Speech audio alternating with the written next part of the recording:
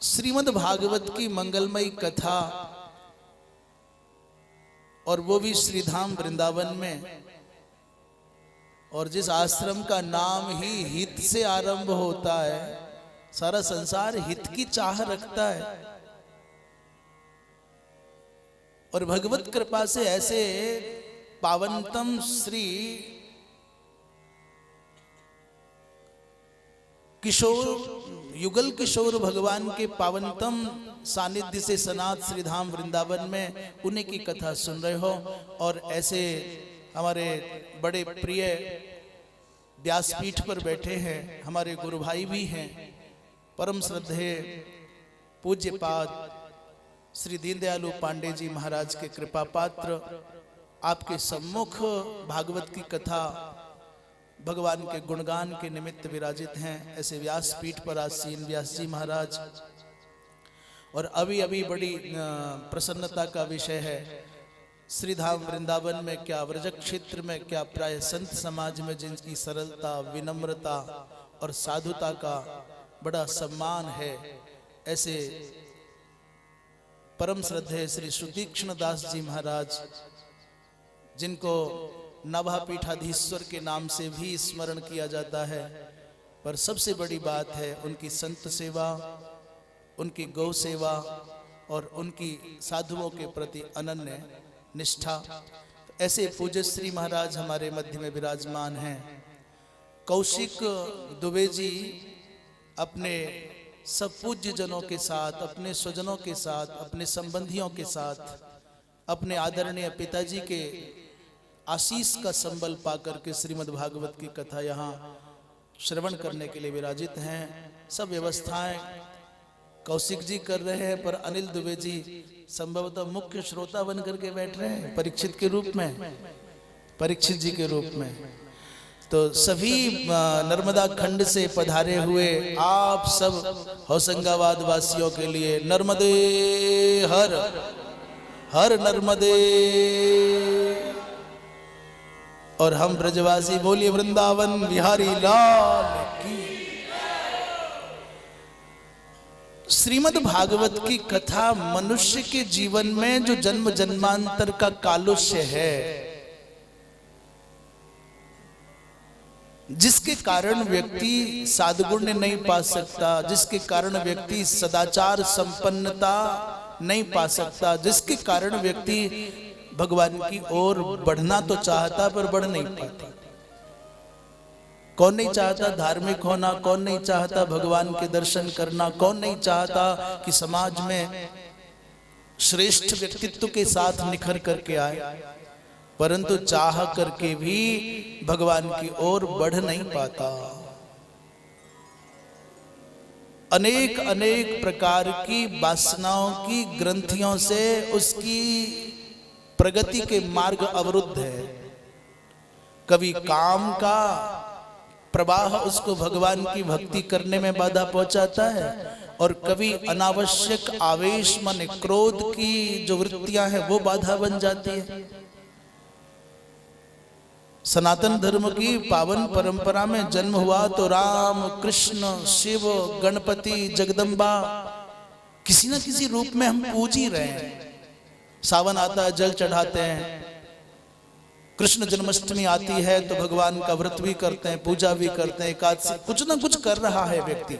गीता, रामायण, भागवत कुछ ना कुछ करता है हर दिन, नहीं तो हनुमान चालीसा तो कहीं नहीं गए।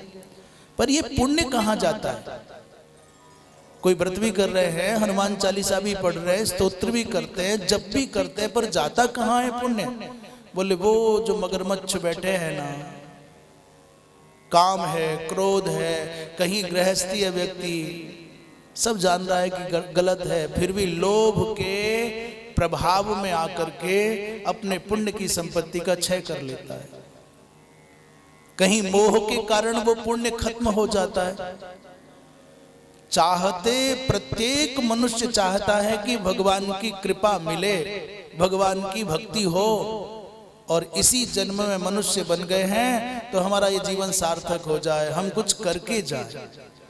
वेदों ने, उपनिषदों ने कहा है, यह चेद वेदी दत्त सत्यमस्ति, संसार में मनुष्य बनकर के आए हो और आपने चेत वेदी माने जान लिया है आत्म तत्व को, भगवत तत्व को, आत्म साक्षात्कार अथवा भगवत साक्षात्कार, तो फिर बहुत अच्छा हुआ। और न चेद इह अवेदीन माने आपने नहीं जाना तो महति विनष्ट। ये बात मान लीजिए भाइयों बहनों, ये बात समझ लो कि संसार में मनुष्य बनना सबसे बड़ी उपलब्धि है।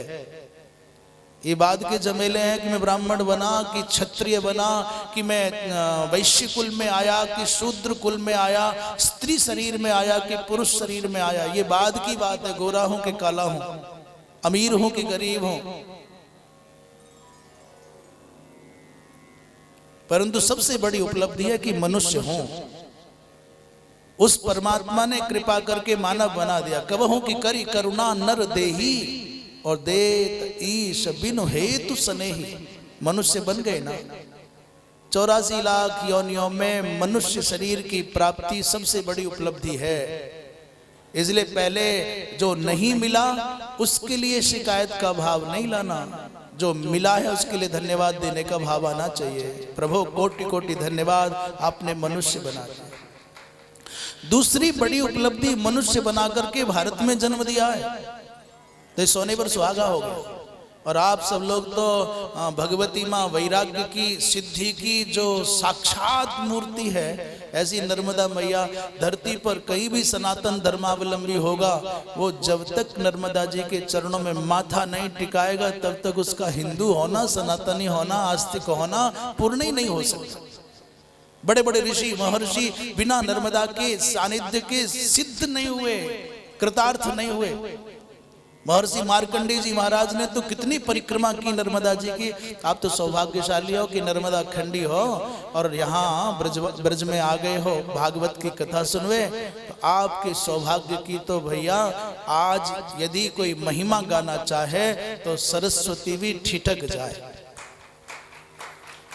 बस इसको सार्थक कर लो कि मानव बने और भारत में जन्म मिला है, ब्रजवासी ब्रज में आ गए हो और भागवत की कथा सुन रहे हो। आ गए हो तो रीते मत जाइयो, काहे रीते मत जाइयो, खाली मत जाइयो। जैसे आए सरफंड वैसे ही लौट जाओ, कछु लेके जाइयो, कछु छोड़ के जाइयो, कछु लेके जाइयो। कहाँ लेके जाओगे?